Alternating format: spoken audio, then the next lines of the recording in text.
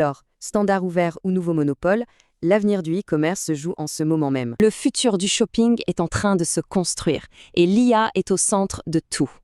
Imaginez des agents IA qui s'occupent de nos achats de A à Z. C'est vers ça qu'on se dirige.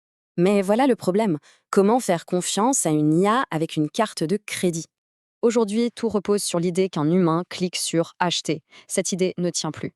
Quand une IA clique acheter, ça soulève plein de questions. Et nos systèmes actuels n'ont pas les réponses. Sans réponse claire, on risque un énorme bazar, un système fragmenté, pas du tout sécurisé. La solution, c'est un langage commun, un protocole ouvert pour que tout le monde puisse communiquer en sécurité. Alors, justement, deux grands protocoles sont en train d'émerger pour construire ces fameux rails. Pour faire simple, AP2, c'est les rails sécurisés pour le paiement. UCP, c'est la gare complète. Le cœur du système, c'est la confiance. On utilise des sortes de laissez-passer numériques. Au final, on passe d'une demande un peu floue à un ordre d'achat blindé et vérifiable. Et ça, c'est le point fondamental. La confiance repose sur une preuve d'intention, pas sur une action devinée. Ce futur, il n'est pas bâti par une seule entreprise. C'est un vrai mouvement collaboratif.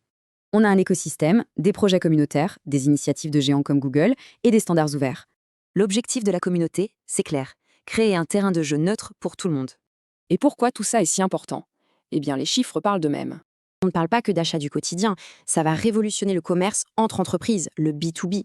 Tout ça repose sur quelques principes clés. L'ouverture, le contrôle par l'utilisateur et une preuve infalsifiable.